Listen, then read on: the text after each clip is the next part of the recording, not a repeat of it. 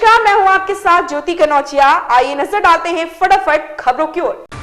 राम भक्त रामलला के दरबार में दिल खोल कर दान कर रहे हैं। 23 जनवरी को लगातार भक्त उमड़ रहे हैं। राम मंदिर में बालक राम के सामने रखे 6 दान पात्रों में चढ़ावे की धनराशि की गिनती रविवार को रात आरती के बाद शुरू की गई, जो रात 2 बजे तक चली। एक पखवाड़े यानी 15 दिन में भक्तों ने रामलला को 1 करोड़ का चढ़ावा अर्पित किया है। रामलला के दान पात्र से बड़ी मात्रा में सोने चांदी के आभूषण भी मिले हैं। मंदिर खुलने के बाद पिछले 15 दिनों में रामलला के दरबार में 30 लाख से अधिक भक्त पहुंच चुके हैं। रोजाना औसतन 2 लाख भक्त रामलला के दरबार में हाजिरी लगा रहे हैं। भाजपा के लखनऊ स्थित कार्यालय में बुधवार को सपा और बसपा नेताओं ने भाजपा की सदस्यता ली। बरेली के फतेहगंज पश्चिमी के ब्लॉक प्रमुख ने जहां भाजपा का दामन थामा, वहीं भोजीपुरा के ब्लॉक प्रमुख सहित फतेहगंज पूर्वी के चेयरमैन ने भी भाजपा में वापसी की।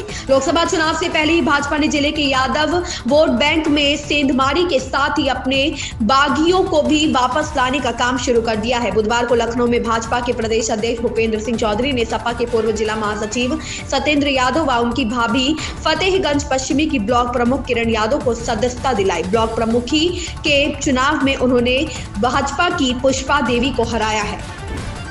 क्रिकेट को जेंटलमैन्स गेम कहा जाता है। हालांकि मैदान पर कुछ एक घटनाएं ऐसी घट जाती है जिसे देखकर फैंस अपनी हंसी कंट्रोल नहीं कर पाते। क्रिकेट पिच पर अब तक हुई सबसे मजेदार घटनाओं में से एक में टीवी एम्पायर ने LBW रिव्यू पर खिलाड़ी को नॉट आउट दिया, लेकिन ग्राउंड एम्पायर ने गलती से इसे आउट करार दे दिया। यह घटना किसी घरेलू मैच में नहीं बल्कि एक अंतर्राष्ट्रीय मैच के दौरान हुआ। दक्षिण अफ्रीका और ऑस्ट्रेलिया की महिला टीमों के बीच नॉर्थ सिडनी ओवल में जारी 3 मैचों की सीरीज के दूसरा वनडे के दौरान यह घटना घटी।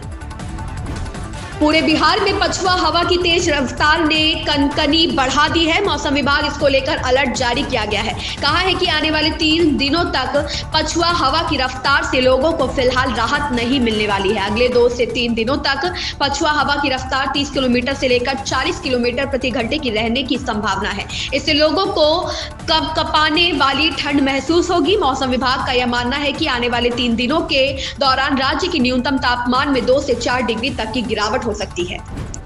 मुआवजा संबंधी मांगों को लेकर नोएडा प्राधिकरण के गेट पर धरना दे रहे किसान बृहस्पतिवार को दिल्ली कूच करेंगे। इसे देखते हुए यातायात पुलिस ने सेक्टर 6 उद्योग मार्ग पर वाहनों की आवाजाही आंशिक रूप प्रतिबंधित कर दी है। उद्योग मार्ग के अलावा रजनीगंधा से सेक्टर 15 मेट्रो स्टेशन, चिल्ला से sector 15 metro station, new Ashoknagar उद्योग मार्ग समेत अन्य मार्गों पर कुछ देर के लिए यातायात डायवर्जन लागू रहेगा। किसानों के विरोध मार्च को देखते हुए दिल्ली नोएडा चिल्ला बॉर्डर पर सुरक्षा बढ़ा दी गई है। निगम के नेता सदन मुकेश गोयल बृहस्पतिवार को सदन में अंतिम बजट पेश करेंगे। दोपहर 2 बजे से बजट भाषण शुरू होगा। वहीं बजट चर्चा के लिए बुलाया गया सत्र बुधवार को भी स्थगित हो गया। चर्चा सत्र के तीसरे दिन भी विपक्षी दल के सदस्य मेयर के आते ही कट मोशन प्रस्ताव को वापस लेने की मांग करने लगे। तेज होते हंगामे को देखकर मेयर डॉक्टर शैली ओब्राय ने 2 बार बैठक स्थगित की। बैठक करीब 2:30 बजे शुरू हुई, जो 5 मिनट ही चली। पंजाब के स्कूलों के लिए शिक्षा विभाग की तरफ से मिड डे मील में बदलाव किया गया है। अब विभाग ने केले के साथ ही मौसमी फलों को भी शामिल किया गया है। जिन फलों को मिड डे मील में शामिल किया गया उनमें अमरूद, आम, बेर, किन्नू शामिल है। शिक्षा विभाग की तरफ से संबंध में आदेश जारी कर दिए हैं और जल्द ही इन आदेशों को लागू कर दिया जाएगा। विभाग के अनुसार नए शैक्षणिक सत्र में फलों की उपलब्धता के आधार पर आदेश जारी किए जाएंगे और इसमें कुछ और बदलाव भी किए जा सकते हैं।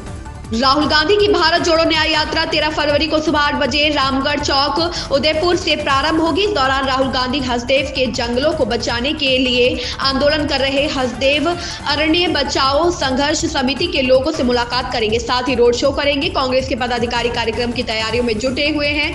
जानकारी के मुताबिक राहुल गांधी की भारत जोड़ो न्याय यात्रा सरगुजा संभाग के 3 जिलों में 190 किलोमीटर का सफर तय करेगी।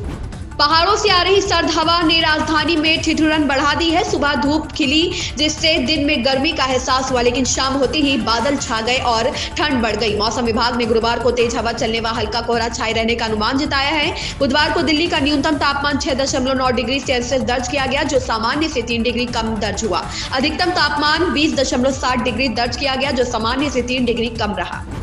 झारखंड के मुख्यमंत्री चंपई सोरेन अपने कैबिनेट का विस्तार 16 फरवरी को करेंगे। मंत्रिमंडल का विस्तार पहले गुरुवार को होना था, लेकिन फिलहाल कार्यक्रम में बदलाव किया गया है। अब 16 फरवरी को मंत्रिमंडल का विस्तार होगा। इसकी वजह कांग्रेस नेता राहुल गांधी की भारत जोड़ो न्याय यात्रा का राज्य में प्रवेश बताया गया है। दरअसल राहुल की यात्रा 14 फरवरी को छत्तीसगढ़ से झारखंड में प्रवेश करेगी और 15 फरवरी को बिहार तक जारी रहेगी। कांग्रेस नेता आलम ने बताया कि ऐसे में शपथ ग्रहण समारोह स्थगित कर दिया गया है। अब यह 16 फरवरी को अपराह्न 3 बजे होगा। इन खबरों में बस इतना ही। बने रहें हमारे साथ।